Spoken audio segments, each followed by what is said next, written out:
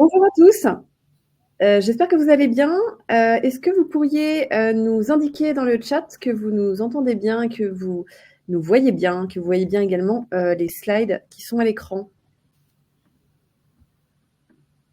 Dans le chat qui est sur la droite de votre écran. Super, ok. Bon, on a eu quelques réponses, je pense qu'on peut démarrer. Donc merci à tous d'être présents donc, pour ce webinaire, pour cette table ronde virtuelle autour d'un sujet qui nous intéresse beaucoup, donc autour du FinOps. C'est un sujet sur lequel on est beaucoup sollicité et notamment sur la manière de le passer à l'échelle au sein de l'organisation. Donc voilà, cette thématique nous semblait importante à aborder à l'occasion de ces webinaires. Ces webinaires finalement qu'on organise de manière assez fréquente, assez récurrente sur des sujets autour des infrastructures. Donc effectivement, ça peut être des sujets autour du cloud, du DevOps, du digital workplace. Donc on a beaucoup de ressources à disposition en replay sur le YouTube de Synapsis. Et puis, on publie également assez fréquemment donc, des articles de blog sur notre site internet autour de ces sujets. Et on met à disposition également donc, des publications, des livres blancs, toujours dans le domaine des infrastructures IT. Donc tout ça est disponible sur notre site internet. N'hésitez pas à les consulter. Très rapidement, avant donc de démarrer sur le sujet et de présenter surtout les intervenants, très rapidement, Synapsis, on est une société de services, une ESN spécialisée dans les projets d'infrastructure IT et on accompagne les grandes entreprises, essentiellement effectivement CAC 40, SBF 120, dans leurs projets de transformation numérique à travers nos expertises en cloud, DevOps, data, cybersécurité et notamment digital workplace. Donc, on existe depuis à peu près 12 ans et nous sommes 180 consultants. N'hésitez pas, effectivement, si vous souhaitez en savoir plus sur Synapsis, on pourra en parler donc après le webinaire. Donc, j'ai le plaisir aujourd'hui d'être avec donc, deux personnes. Tout d'abord, notre invité, Xavier Top, qui est responsable du CCE et Head of FinOps chez Nexity, ainsi que Christophe Liefog, architecte cloud et squad leader chez Synapsis. Donc, je vous laisse quelques minutes pour vous présenter, Xavier. Je vous laisse la main. D'accord. Bonjour à tous. Donc, je suis Top Xavier. Je suis responsable du centre de compétences cloud et d'expertise chez Nexity et Head of FinOps chez Nexity. Je suis responsable d'une équipe de 6 personnes autour des sujets, des thématiques de fondation et d'architecture de multi-cloud, de la veille et innovation au sein de Nexity par rapport au sujet du cloud, de la construction de produits également, de produits techniques, notamment FinOps, et également de tout ce qui est compliance, Green FinSecOps, toujours au niveau du cloud chez Nexity. Super, merci. Et Christophe? Et moi, donc Christophe Liefog, architecte solution et squad leader. Donc j'ai rejoint Synapsis il y a quelques mois maintenant, et j'anime justement donc la squad leader, la squad pardon côté DevOps en co-animation avec la partie cloud, avec une prédominante majoritairement sur la thématique cloud AWS. Merci. Donc, bienvenue à tous. N'hésitez surtout pas à intervenir tout au long de la présentation, à poser vos questions. On y répondra en live. On est là pour ça. Donc, le chat est à disposition pour vous tout au long de cette petite heure. Donc, du coup, on en vient à notre sujet. Comment passer à l'échelle sa démarche FinOps? Christophe, est-ce que je peux te laisser la main pour introduire le sujet? Totalement. Avant de vous décrire, et je pense que c'est l'intérêt, pourquoi vous vous êtes connecté, l'intérêt de comment passer à l'échelle, j'aimerais juste rappeler et faire une petite genèse. Vous allez peut-être pas apprendre grand-chose, mais c'est toujours intéressant, repartir des bases et des standards. Et aujourd'hui, l'importance du FinOps, c'est l'émergence du FinOps est arrivée majoritairement avec l'émergence du cloud. On en parlera juste après. Quand on parle FinOps, le lien avec le cloud est étroitement lié. Pour autant, on peut ne pas se limiter qu'au cloud. Enfin, quand on parle effectivement d'une démarche FinOps, c'est majoritairement un passage d'un modèle d'investissement à un modèle de dépenses courantes. Historiquement, on investissait massivement, on se projetait sur 3 à 5 ans pour construire nos propres data centers. On définissait un schéma directeur d'infrastructure en s'indiquant, voilà, sur telle ou telle localisation, on va construire tel data center avec telle réplication. Un investissement assez massif. Aujourd'hui, les cartes ont un peu changé et quand on passe sur le cloud, on est vraiment sur un modèle de paiement à l'usage, donc vraiment des dépenses courantes. Quand on parle de pay as you go, mais sous réserve que vous utilisez. il y a un petit message, je crois, si je me souviens bien, que c'est la pub EDF qui rappelle, c'est pas Versailles ici. Donc quand on parle de la lumière, quand vous quittez votre domicile, vous avez l'habitude d'éteindre les lumières et ainsi de suite. Sur le cloud, c'est le même fonctionnement. On parle de pay as you go, donc paiement à l'usage. Mais si vous n'utilisez pas et que vous avez activé la fonctionnalité, le composant sur le cloud, vous allez le payer également. Aujourd'hui, les sociétés qu'on est amené à accompagner nous remontent souvent que les modèles de facturation sont parfois complexes. Je pense que si vous êtes connecté ici, c'est que vous en avez pris connaissance. Et aujourd'hui, malgré plusieurs interactions avec la Finops Foundation, des échanges entre les différents CSP qui souhaitent harmoniser tout cela, aujourd'hui, les modèles sont quand même assez complexes. Et si on reprend l'exemple et l'analyse qui a été faite par Forrester, aujourd'hui, ce qui a remonté, c'est que 7 sur 10 entreprises, donc 70%, qui ne parviennent pas à tenir leur budget. Pourquoi ils ne parviennent pas à tenir leur budget? C'est ce qu'on va aujourd'hui vous proposer pour ne pas rentrer dans ces 70%. Et donc, pour ce faire, le premier élément qu'on va vous partager, c'est le volet gouvernance et le volet processus. Sur la partie gouvernance et processus, il y a un élément à prendre en compte, c'est l'alignement des équipes IT et métiers. Quand on parle de FinOps, bien entendu, on aura tendance à se dire c'est la DSI qui drive le sujet. Bien entendu, c'est le cas. Pour autant, il y a des articulations avec les directions métiers et c'est ça qu'il faut prendre en compte. Enfin, quand on parle de FinOps, on va entendre souvent parler d'un lead FinOps, mais cette personne-là, elle n'est pas seule. On parle d'une équipe, il y a des articulations avec de nombreux acteurs, que ce soit les équipes de production, que ce soit les équipes d'architecture, et comme je l'indiquais, direction métier, la direction des finances, et ainsi de suite. Dans les approches FinOps, on va se dire à quel moment on va l'entreprendre. Il y a plusieurs étapes et en réalité, il y en a de nombreuses.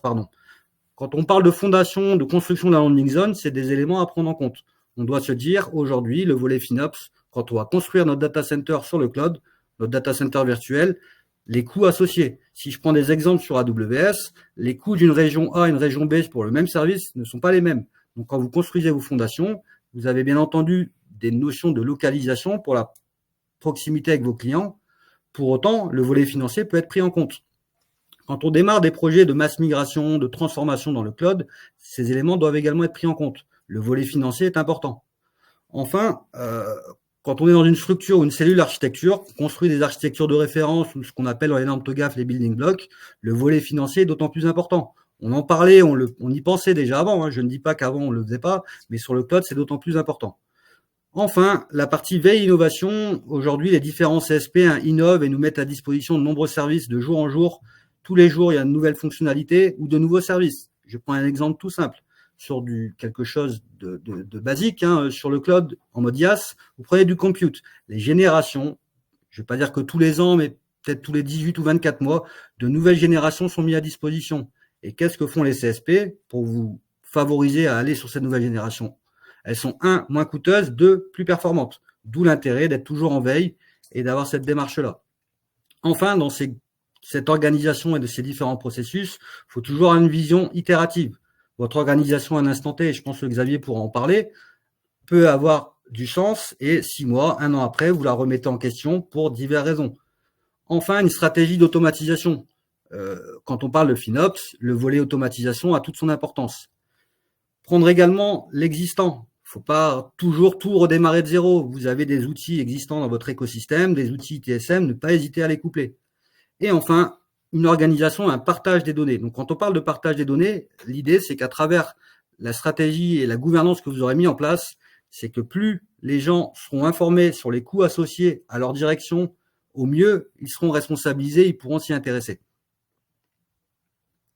Enfin, si on parle de la partie méthodologie, en soi, rien de révolutionnaire, c'est juste quelques bullet points qui vont vous redécrire les bonnes pratiques. Normalement, si vous définissez votre plan de charge, vos différentes actions que vous souhaitez traiter dans le cadre de votre stratégie FinOps, vous devriez retrouver une de ces catégories-là. La première étant, comme tout sujet d'informatique, de mesurer et d'auditer votre système. Aujourd'hui, c'est quoi votre écosystème qui vous permettra de savoir qu'est-ce que vous pouvez optimiser. J'en ai parlé juste avant dans la partie gouvernance et processus. Informer et responsabiliser. C'est pas une notion de tour d'ivoire. C'est pas une personne qui va gérer cette partie-là. Il faut que les gens soient informés et il faut les responsabiliser. Enfin, bien entendu, dans la méthodologie, tout l'intérêt à travers la démarche FinOps, c'est d'optimiser et d'exploiter les résultats à travers différents outils qu'on pourra développer juste après. Enfin, je me répète, la phase d'automatisation, de standardisation. Donc là, on reprend les volets d'architecture de référence, d'automatisation, d'industrialisation. Je pense que si vous avez démarré sur le cloud, vous avez entamé, vous êtes déjà dans une stratégie DevOps, l'automatisation, la standardisation, c'est pas quelque chose que vous découvrez ici. Enfin, la partie veille et formation, si on veut responsabiliser les entités, les équipes, les directions métiers, faut tout le monde à un niveau d'acculturation vis-à-vis du cloud ou du service sur lequel vous souhaitez optimiser. Aujourd'hui, AWS a sorti a été précurseur sur le premier niveau de certification, qui permet à n'importe qui, entre guillemets, d'avoir un vernis sur le cloud. Les autres, Azure, GCP, ont suivi par la suite. Et c'est tout l'intérêt. Ils ont compris, pas avant les autres, mais en tout cas, ils ont compris que le vernis sur AWS ou sur le cloud doit être partagé avec l'ensemble des acteurs. Je vais enfin vous décrire quelques paramètres, quelques idées sur la partie outillage, mais en soi, rien de révolutionnaire. Mais ce qu'il faut prendre en compte, c'est qu'aujourd'hui, sur le marché, il y a de nombreux acteurs. La stratégie, les optimisations financières, ça ne date pas d'hier. J'ai eu l'opportunité d'aller à un événement AWS à Las Vegas en 2016, je crois. C'était déjà, il y avait des stands avec de nombreux acteurs qui mettaient en avant ces services-là. Donc, on le voit aujourd'hui. Il y a différents leaders qui sont mis en avant. Bon, là, le slide qui est mis en avant vis-à-vis de Forrester n'est pas totalement à jour. Au vu des tendances actuelles sur VMware, je ne suis pas certain que le niveau va être maintenu. Mais ce qu'il faut prendre en compte, c'est aussi dans vos choix d'outillage, c'est le modèle de facturation. Il y a beaucoup d'outils. Et donc, si je prends le VMware, à savoir CloudElse, le modèle de facturation se base sur vos dépenses sur le cloud. Donc ça peut être un critère de choix. Enfin, aujourd'hui, la stratégie.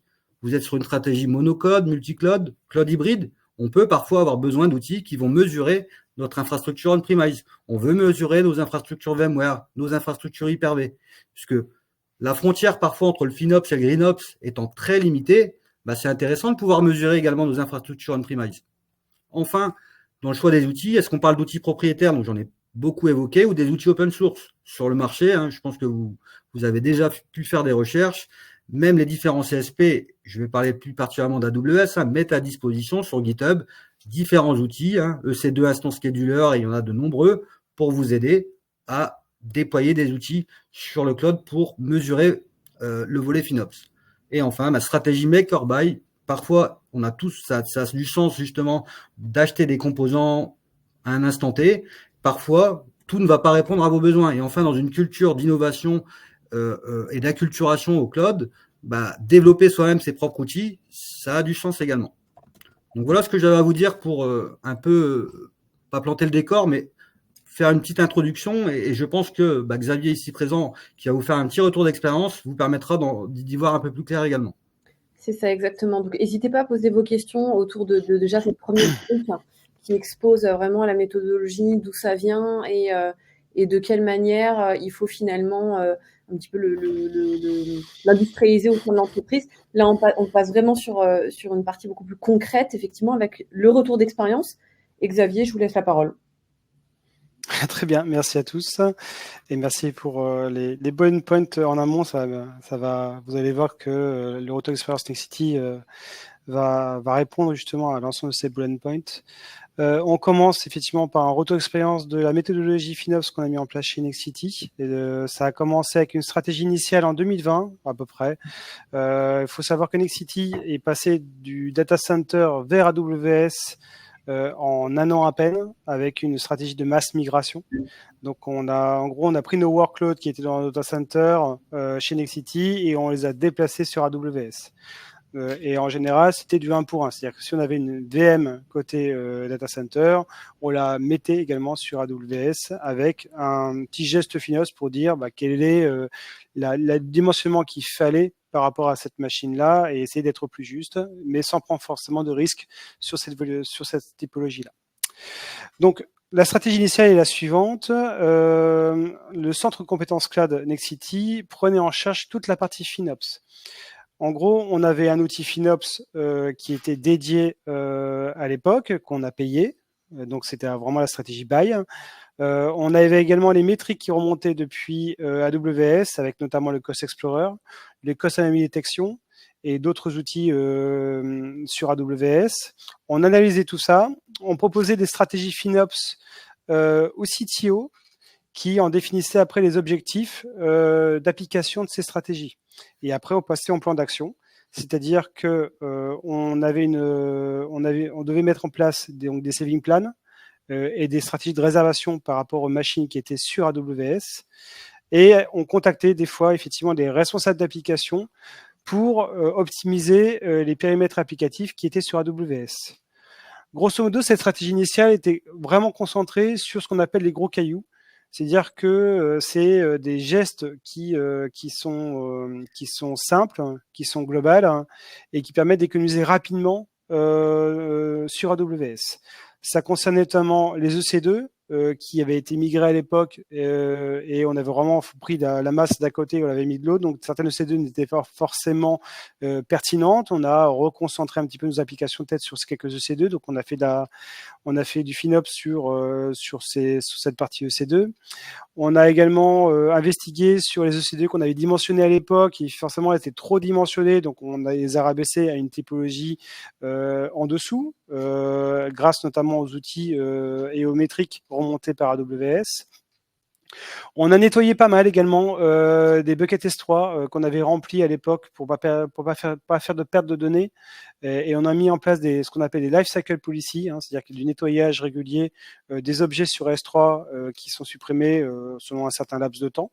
Et on a également travaillé sur les catégories de classes d'objets pour dire ceux qui étaient fréquemment utilisés, pas fréquemment utilisés. Voilà, en fonction de cette classe, on paye plus ou moins cher. Et notre stratégie également de mass migration a engendré également des volumes EBS qui n'étaient forcément plus rattachés, en tout cas qu'on n'a pas surveillé au départ. Donc on a supprimé des EC2 mais pas forcément les EDS rattachés, donc on a fait quand même pas mal d'économies là-dessus. Et pour voir ce genre de choses, vous pouvez notamment utiliser AWS Config qui permet d'avoir quelques requêtes préconçues pour voir ce genre de choses. Ces stratégies gros cailloux, grosso modo, elle nous a fait économiser à peu près $10,000 sur le mois en tout par rapport à ces nettoyages-là. Tu peux passer à la suivante, Nathalie. Attends, ouais. Le retour d'expérience de cette stratégie, vous voyez, elle est vraiment monocanal. C'est-à-dire que c'est vraiment une connaissance FinOps concentrée sur l'équipe CCOE. Donc qu'une seule équipe et des fois même une seule personne était en charge de cette partie FinOps. Avec un suivi des actions difficiles et chronophages, parce que cette personne qui était au niveau FinOps avait d'autres choses à faire, et donc elle devait s'interrompre, puis après reprendre, puis elle savait pas trop où on était des fois par rapport à ces stratégies-là et qui faisait les actions. Des difficultés également de qui contacter pour voilà, on a une machine quelque part qui est trop taillée. On ne sait pas trop qui contacter, qui est le responsable de l'application, qui est responsable de la business unit associée à cette application-là. Et finalement, on est sur une vision unique de la vision FinOps sans vraiment partage de la data. L'impact, c'est que on a peu d'applications et d'intérêts hors lead type FinOps, ici CCOE, par rapport à cette stratégie FinOps. Voilà, oui, ok, tu veux redimensionner ça, ok, bon, si tu veux, comme tu veux. Pas d'objectif clair sur vraiment la stratégie à long terme par rapport au volet financier. Des outillages quand même assez peu utilisés et qui coûtent cher. Donc c'est quand vous prenez un outil, c'est ce que disait Christophe, il y a le buy, effectivement, des fois c'est un pourcentage de la facture AWS. S'ils sont peu utilisés, faut que ça rentre dans la balance de votre stratégie FinOps. C'est-à-dire que si votre outil vous coûte 100 000 € à l'année, et si votre stratégie FinOps, finalement, vous faites économiser 20 000 € à l'année, c'est peut-être pas l'outil qu'il vous faut. Peu de connaissances sur l'impact des recommandations CCE sur les différentes business units. Voilà, on recommande de retailler une EC2, on recommande de nettoyer ici. Nous, on n'a pas forcément la bonne vision de quel impact ça va avoir sur l'application. Donc là, effectivement, on a besoin de quelqu'un qui sache comment fonctionne vraiment l'application et nos recommandations, des fois, ne sont pas forcément pertinentes. Et pas de processus de changement de BU. Donc, des fois, on avait des assets qui étaient dans telle business unit. Il fallait la déplacer sur telle business unit. Des fois, le process, on ne savait pas trop comment faire. En termes d'économie, donc, on a un délai important dans les actions FinOps. Donc, on a fait beaucoup d'économies, mais la timeline en fait d'économie, plus on attend dans l'action FinOps, moins on fait d'économies. On n'avait pas de processus d'automatisation. Donc, si on doit redimensionner un type d'instance ou une EC2, on n'avait pas automatisé tout ça. Donc, ça reste des gestes, effectivement, qui prennent du temps et qui coûtent. On avait des économies vraiment concentrées sur la partie AWS. Et ça, j'en parlerai juste après. On peut faire des économies sur d'autres secteurs. Et enfin, en termes de prévisibilité des réservations et saving plans, c'est assez difficile de savoir qu'est-ce qu'il faudra réserver en termes de C2 et RDS à l'avenir pour telle application ou telle application. Très difficile, vu qu'ils n'ont pas cette vision de data, eux, ils ne peuvent pas se projeter également sur le plan de financement et ils ne peuvent pas se dire demain, j'aurai besoin de ça, j'aurai besoin de ça. Il n'y a pas de communication en fait, entre les deux équipes. Tu peux passer à la suivante. Donc, on a dû passer à l'échelle. On a dû changer notre modèle et pour ça, on a engagé différentes actions. On a nominé des référents FinOps par business unit. Ça permet notamment d'avoir un point de contact dans les différentes business units sur le sujet FinOps. On a engagé les référents FinOps avec des objectifs financiers pour les motiver, pour qu'ils aient vraiment une continuité dans l'action FinOps et que ce soit itératif. On a mis en place des nouveaux outils. Donc, on a quitté des outils qu'on avait payés et on est arrivé sur des outils Make. Et je vous en parlerai juste après. On a mis en place un tableau de suivi d'action, Jira, pour vraiment suivre les actions au fur et à mesure et pas en louper. On a commencé à automatiser certaines choses en termes de processus TSM pour vraiment avoir suivi des actions par rapport à notre exploitant. Et enfin, on a multiplié nos actions FinOps sur différents produits. Donc, on a regardé la partie Azure, on a regardé la partie Datadog, on a regardé la partie backup. Il ne faut pas sous-estimer la partie backup, la partie EC2 Others avec les snapshots. Et également, on a commencé à travailler sur la partie réseau. Tu peux passer à la suivante. Il faut avoir un sponsorship fort. Cette stratégie, elle est efficace que si vous avez quelqu'un qui a une influence directe sur le budget cloud et qui soit moteur en termes d'objectifs et de prise de décision. Seul, vous n'y arriverez pas, forcément. Il faut quelqu'un vraiment derrière qui a vraiment les nœuds de la bourse en fait et du budget. Et il faut avoir un minimum de connaissances techniques du sujet. Il faut quelqu'un au niveau du sponsorship qui sait de quoi on parle. Il va nous aider à identifier les bons référents, à challenger les priorités et aussi faire prendre conscience de l'impact positif et du ROI de la démarche. Des fois, c'est pas forcément évident pour les BU de comprendre que oui, ça va prendre du temps à faire cette action-là, mais au final, sur l'année, on va économiser autant. Et enfin, il faut les objectiver. C'est lui qui va mettre les objectifs de primes et d'objectifs par rapport à ses référents FinOps. Il va participer au comité opérationnel et définir les priorités financières. Je peux passer à la suivante. Qu'est-ce qu'un référent FinOps chez nous? Ça peut être différent chez vous.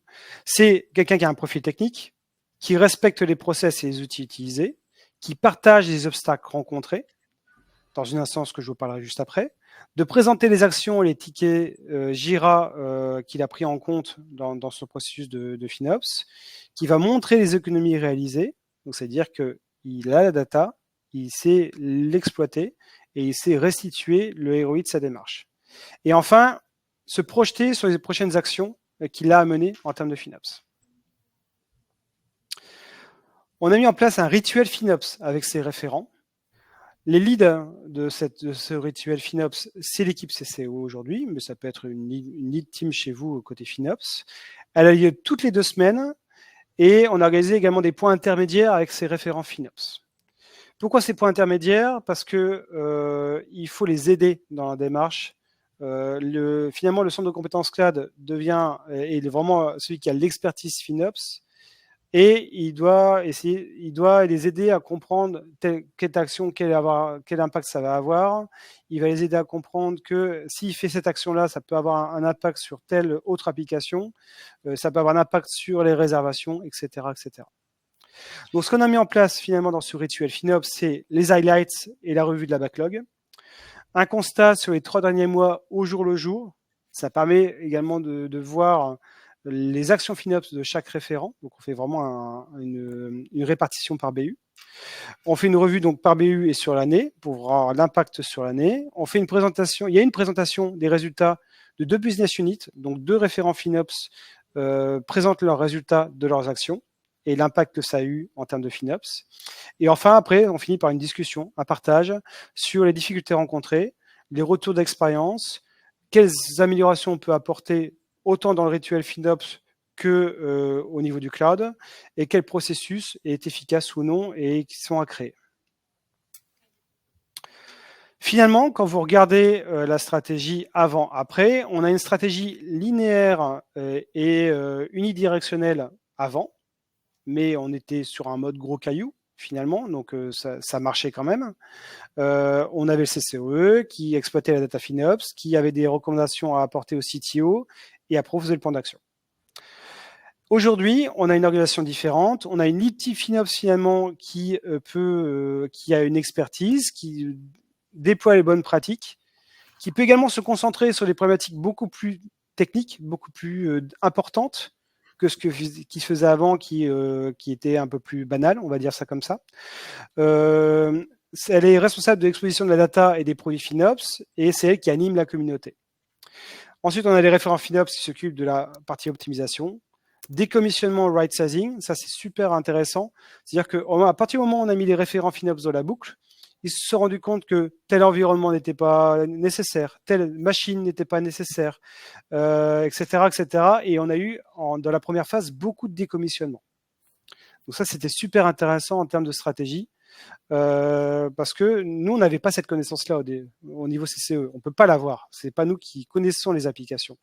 Eux, ils savaient de quoi ils parlaient et ils se sont dit, bah non, cette machine-là, ça ne sert plus à rien, elle est trop ancienne, on va migrer ça, etc. là-dessus, et on va au fur et à mesure mutualiser et concentrer nos applications sur les éléments techniques qu'on a vraiment besoin. Et enfin, on a un reporting et un alerting disponible pour tous, avec des alertes qui peuvent personnaliser, c'est-à-dire qu'ils peuvent même aller jusqu'à l'asset pour dire si telle application augmente de 20%, je peux être alerté. Et on a des éléments de forecasting, ce qui n'est pas forcément disponible sur les outils AWS de base. Et vous voyez effectivement que la data est au centre de tout, et tout le monde a accès à la data. Et ça, c'est super important. Quelques KPI pour vous montrer la démarche, comment elle a été efficace et comment le passage à l'échelle nous a permis également de faire pas mal d'économies. Donc, on avait identifié 18 référents FinOps, 15 business units, 5 domaines FinOps à traiter, AWS, Azure, Datadog, Backup, Réseau, mais il peut y en avoir d'autres en fonction de votre système d'information. 244 tickets créés, 123 terminés, 42 en cours. 40 applications dans une application qu'on a créée côté CCE qui s'appelle Nexity Start and Stop on Demand. Donc, c'est une interface qui permet d'arrêter ou de démarrer les assets AWS. Par exemple, sur la zone de développement, on peut se dire tous les assets s'arrêtent à 19h et que il n'y a que quand on en a vraiment besoin qu'on les allume. Ça, en termes de gestes FinOps, il y a vraiment un creux dans la courbe. C'est assez impressionnant. 23 serveurs décommissionnés. Se sont rendus compte effectivement qu'ils n'étaient pas nécessaires. Des environnements des fois supprimés, genre de la pré-prod, qu'ils n'avaient plus besoin, mais qu'ils avaient oublié, voilà, et qui étaient dispo comme ça sur AWS. Des resizing de ces deux RDS, et on a migré beaucoup de RDS en Graviton. Il faut savoir que Graviton, c'est une génération, c'est ce que vous disait Christophe, c'est une génération de processeurs et de types de machines basés sur ARM et pas Intel, et qui a plus de performance à moindre coût. Donc ça, c'est un geste FinOps assez intéressant, parce que quand on migre les RDS sous Graviton, ça n'a aucun impact sur vos applications. Grosso modo, ça fait 30% d'économie entre 2022 et 2023 par rapport au début de cette stratégie-là, et par BU, ils ont économisé à peu près 10-20%. Dans les 30%, ça inclut les éléments qui ne sont pas en charge des BU. Le réseau, la transit gateway, des snapshots par-ci par-là, etc. On peut passer à la suivante. Les actions FinOps Nexity, ça c'est vraiment un tableau pour vous montrer les actions FinOps qui sont de base en fait côté Nexity. En 2023, donc surveillance des coûts par l'alerting. On a optimisé la partie détection des anomalies. Ça, cette partie est super intéressante. Elle vous permet de recevoir un mail pour dire sur ce service-là, ça a augmenté de 15%. et vous allez regarder si c'est normal ou pas. Je vous donne juste un exemple et qui peut vous servir autant au niveau FinOps qu'au niveau run de vos applications. On a eu une augmentation d'AWS Config de $400 sur 5 jours. C'est une alerte FinOps. On se dit, c'est pas normal. AWS Config qui augmente de $400. Normalement, c'est un coût relativement constant en augmentation au fur et à mesure des assets qui sont buildés sur AWS. On ne devrait pas avoir une telle augmentation. Et en fait, cette alerte nous a permis de voir qu'on avait un problème d'architecture au niveau d'un autoscaling où la partie vérification du F-check était pas bonne. Et donc, le F-check était pas bon. Il redémarrait une machine EC2. Le F-check n'était pas bon, il redémarrait une machine EC2, etc., etc. Donc, on a eu un redémarrage de C2 toutes les 2 minutes et qui a engendré un coût supplémentaire au niveau AWS Config. Donc, la partie Philos peut vous aider également au niveau du run et elle peut vous aider également au niveau de la sécurité, au niveau SecOps. Sur cet outil-là, Xavier, juste pour savoir, là, c'est un outil qui a été développé par Nexity ou c'est un outil sur étagère mis à disposition Alors, détection d'anomalies, c'est un outil AWS. Donc, c'est du paramétrage à faire en fonction de vos tags. Et donc, pour la partie SecOps, c'est pareil. Si vous avez des augmentations de coûts, ça peut être bizarre. Si vous avez des baisses de coûts, ça peut être bizarre aussi. Ça veut dire que quelqu'un est chez vous, il a supprimé toutes les EC2. Voilà. Donc, le FinOps peut amener à vérifier d'autres secteurs. On a mis en place des start and stop avec un automate pour la partie EC2, RDS et Kubernetes également. On a mis en place du right sizing et challenger les types de RDS utilisés. On a passé sous Graviton. On a mis en place des lifecycles. Donc ça, c'est vraiment des bonnes pratiques AWS. On a fait des revues d'architecture. Donc, c'est juste pour donner un exemple. On avait une stratégie de copie de backup sur S3. À l'époque, ils avaient mis dans l'architecture une EC2 qui faisait vraiment la copie entre un compte et un autre. On a viré cette partie EC2, on a mis un S3. On a gagné $2000 d'économie par mois. Donc, pensez vraiment au niveau architecture également, au volet FinOps, parce que ça va avoir vraiment un impact en fait sur votre facturation plus tard. On challenge les environnements déployés. Maintenant, on a suivi des coûts par application. Ça, c'est super intéressant. Les référents FinOps et même les responsables d'application peuvent connaître en fait leur coût de l'application. Et en fonction de l'architecture déployée et des évolutions de l'application, ils peuvent voir le coût augmenter ou baisser. Donc, je ne réexplique pas les différents produits qu'on a gérés. Si vous avez de l'infogérance, c'est intéressant de les challenger. Ça fait partie des gestes FinOps aussi. Est-ce que j'ai vraiment besoin d'une infogérance or? Est-ce que j'ai vraiment besoin d'une infogérance argent? Est-ce que ces éléments en infogérance sont pertinents? Voilà, à vous de les challenger. Et sur 2024, donc on a mis en place en 2023 un outil qui s'appelle Cloud Intelligence Dashboard, qui est un produit fait par des experts et des passionnés côté AWS, qui est basé sur du QuickSight et sur QReport. C'est ce que nous, on a choisi. Et là, on a choisi vraiment la stratégie Make, finalement, pour construire vraiment notre propre dashboard de FinOps. Et ça nous a permis également de comprendre comment fonctionnaient les QReport et comment la data FinOps, la data report de facturation était construite côté AWS. C'est quand même un sujet intéressant. On va essayer de mettre en place AWS Budget, maintenant qu'on y voit un peu plus clair au niveau des budgets AWS. On va commencer à automatiser des changes FinOps récurrents, changement de taille de BS, changement de type d'instance, avec notamment du ChatOps par Teams ou par Slack. Et gérer la partie ticketing et TSM. On continue le remplacement des anciens types d'instances, c'est ce que vous disait Christophe, faut continuer de la veille. On a encore des M4 qui traînent, on a encore des T2 qui traînent, on a des M7 qui arrivent, donc on va essayer de se projeter par rapport à ces M7 avec des options de flex, etc. Donc on va essayer de regarder si ça a une pertinence chez nous. Et on continue nos migrations vers Graviton pour des lambda, des OpenSearch et des RDS. Là, on sait que ça n'a pas vraiment d'impact. Alors pour lambda, c'est mitigé, il faut faire attention. Mais pour les OpenSearch et RDS, c'est du back-end derrière, complètement AWS, ça n'a pas d'impact. Vous pouvez migrer sur Graviton. Et on va regarder pour optimiser la partie réseau également, qui est super importante, en notamment centralisant les VPC endpoints qui ont un coût fixe et sur laquelle on pourrait optimiser sur ce périmètre-là. Et enfin, au niveau application, on a vraiment à cœur de revoir certaines architectures pour voir si on peut, en modifiant l'architecture, avoir des économies FinOps à la clé, en pensant S3, en pensant serverless, par exemple, et challenger les coûts aussi encore sur d'autres produits qu'on n'a pas encore vus. Voilà notre guideline sur la partie 2024. Très intéressant. Merci beaucoup. Je ne sais pas si vous voulez réagir juste, enfin voilà, ou si Christophe, tu veux réagir par rapport à ce retour d'expérience qui a été, enfin, on a un dernier slide autour des quick wins, mais je ne sais pas si Christophe, tu veux réagir autour de ce retour d'expérience. Pour le coup, enfin, quand on voit l'avant-après et tout ce que vous avez pu mettre en place, je trouve que c'est impressionnant.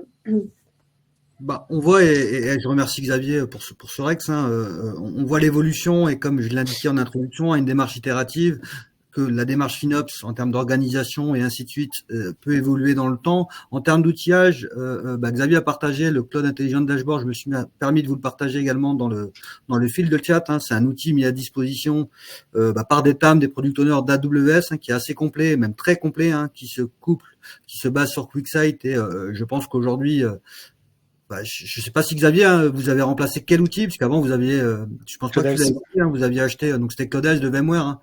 Et donc aujourd'hui, c'est cet outil-là qui se basait et qui est financé sur la base de vos dépenses. Et aujourd'hui, voilà, en fait, quand vous constatez, vous faites le rattrapage entre les deux, parfois builder soi-même sa propre solution ou utiliser sur le market ou sur des versions open source, c'est beaucoup plus intéressant. Je crois qu'on est à $100 ou $200 par mois. Ouais, donc oui, ça fait une. Mais il faut les compétences pour le mettre en place. Ça marche. Merci. Ouais.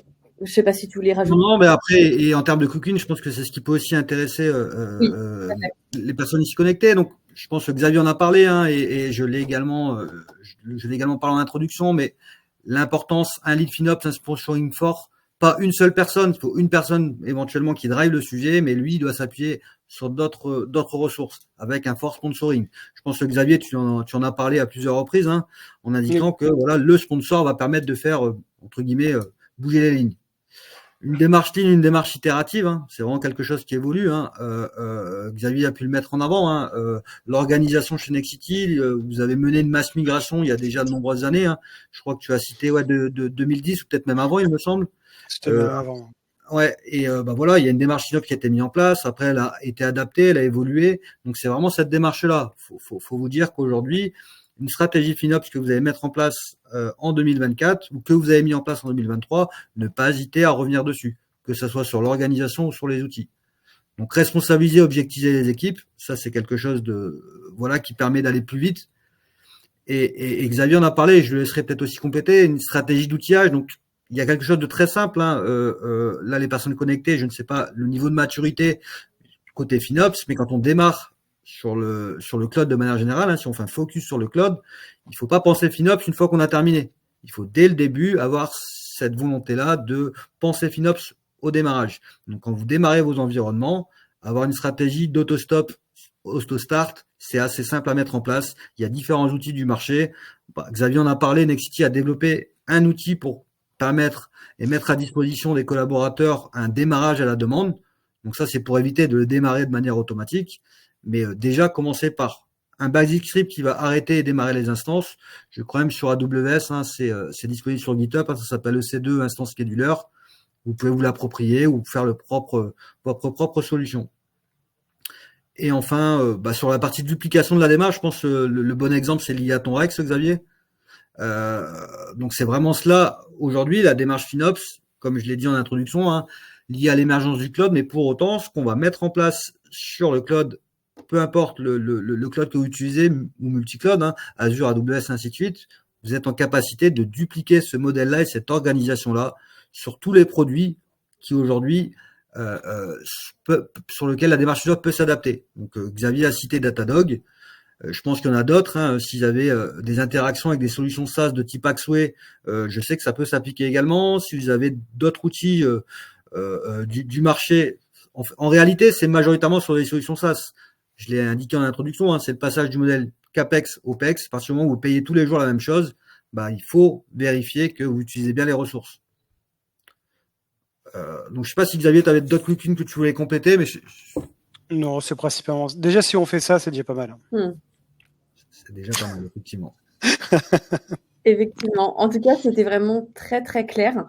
Merci beaucoup, Xavier, pour le retour d'expérience. Je pense qu'il a été très, qui concrétise un petit peu tout ce qu'on expose en termes de méthodologie, etc.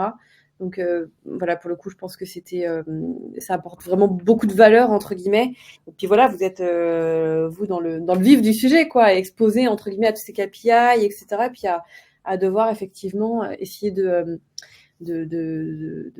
passer à l'échelle de tout ça, finalement. Merci à tous les deux. Je ne sais pas si vous avez un mot de la fin, quelque chose sur lequel vous voulez conclure peut-être. Par rapport justement à toute cette partie FinOps, est-ce que le FinOps a de beaux jours devant lui et finalement c'est le sujet de demain, le sujet de 2024. Voilà, qu'est-ce qui peut bloquer? Enfin voilà, est-ce que vous voulez peut-être Je pense qu'aujourd'hui, il y a de nombreux sujets sur 2024. Le FinOps, il ne date pas d'hier, hein. Ça fait déjà quelques temps qu'on en parle. Pour autant, et c'est ce qu'on indique en introduction, hein, l'analyse de Forrester et même nous, notre propre analyse vis-à-vis des clients qu'on accompagne, hein, le niveau de maturité sur la partie FinOps, tout le monde n'a pas le niveau. On a eu la chance et l'opportunité d'avoir un retour d'expérience de Xavier et de Nexity, où je pense que leur niveau de maturité est quand même assez élevé, voire plus élevé que la moyenne.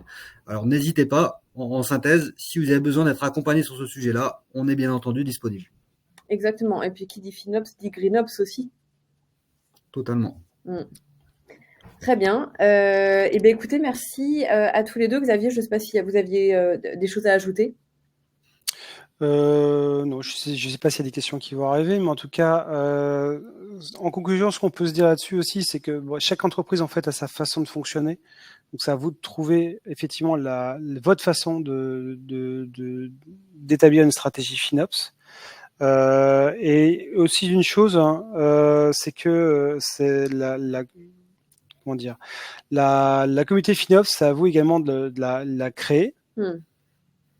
Elle est importante à être créée et à entretenir également. C'est-à-dire qu'il ne faut pas lâcher prise sur cette partie-là, il faut vraiment en faire une stratégie globale et faire en sorte que cette communauté vive. C'est vraiment important. Il y a une question justement, dans un contexte multi-cloud, faut-il des experts sur chaque provider, GCP, Azure, etc. ou est-ce que la démarche FinOps, est-ce qu'elle est générique? Alors là, je vais me permettre d'y répondre, après tu compléteras si tu veux, Christophe. La démarche FinOps, elle peut être générique. C'est-à-dire que ce qu'on met en place sur Azure, on peut le mettre en place sur AWS, on peut le mettre en place sur GCP. Modulo, leurs différences de fonctionnement, GCP pour la partie projet, AWS sur la partie compte, etc. Après, ça dépend également comment vous vous organisez au niveau de l'entreprise. Il y a des gens qui sont organisés différemment en fonction des applications. Un expert sur chaque cloud provider, bah oui et non. En général, les services cloud providers sont assez similaires. Vous trouverez beaucoup de comparatifs du S3 égale blob storage au niveau Azure, etc. Donc finalement, si vous faites bien ces comparaisons-là, la stratégie d'économie ou la stratégie d'action sera la même. Modulo peut-être les spécificités techniques entre les différents services. Donc non. Par contre, si vous êtes multi-cloud, il va falloir réfléchir à quel outil vous avez besoin en termes de data. C'est-à-dire qu'aujourd'hui, le choix que nous, on a fait, c'est Cloud Intelligence Dashboard parce que nos workloads sont sur AWS. On a très peu de workloads sur la partie Azure. Ils ont donné la possibilité d'avoir un dashboard Azure sur le Cloud Intelligence Dashboard. Donc, on va l'implémenter comme ça, on aura une vision également Azure. Mais pour ceux qui sont à l'inverse, peut-être que plus Azure que AWS, ils auront peut-être besoin d'outils, effectivement, beaucoup plus costauds, beaucoup plus complets pour avoir cette vision multi-cloud et peut-être même data center. Ok. Rien d'autre à compléter, hein, non, bah, clairement, oui, non. Il faut pas, et parfois, ponctuellement, éventuellement, solliciter des experts. Mais non, c'est ce qu'on indique en introduction, la démarche est globale et on peut même la dupliquer à des produits qui ne sont pas cloud. On parlait de Datadog, c'est pas, donc non, pas nécessairement. D'accord. Je vois quelqu'un qui est en train d'écrire, mais je sais pas si. Ben justement, c'est pour ça, si tu veux un petit peu approfondir un petit peu le sujet, s'il y a d'autres questions qui arrivent. Oui. Non. La question est arrivée.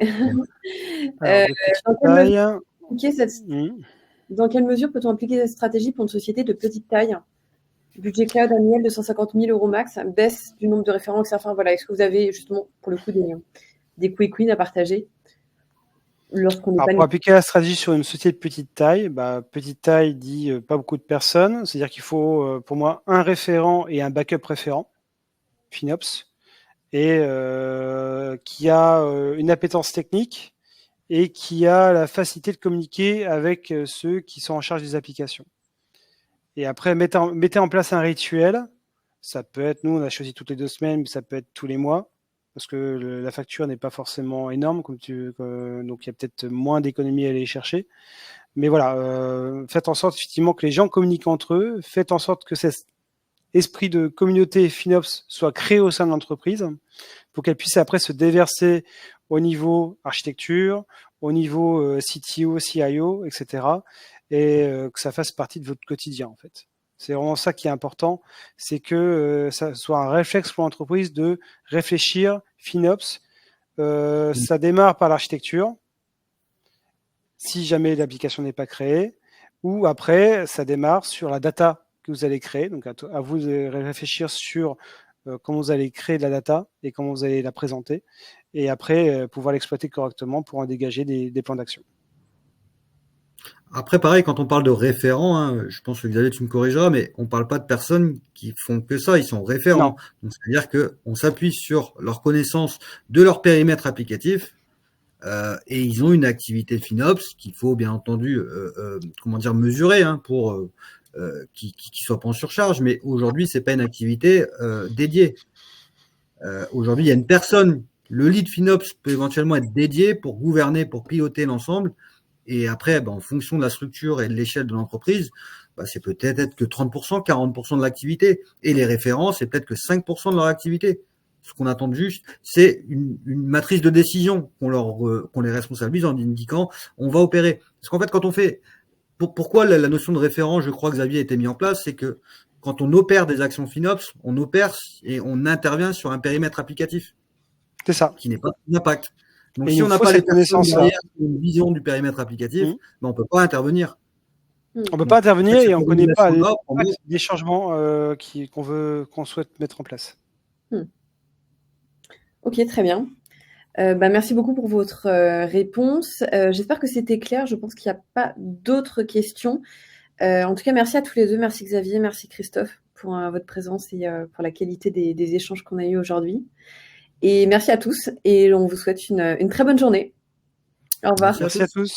Bonne journée. Bonne journée, au revoir.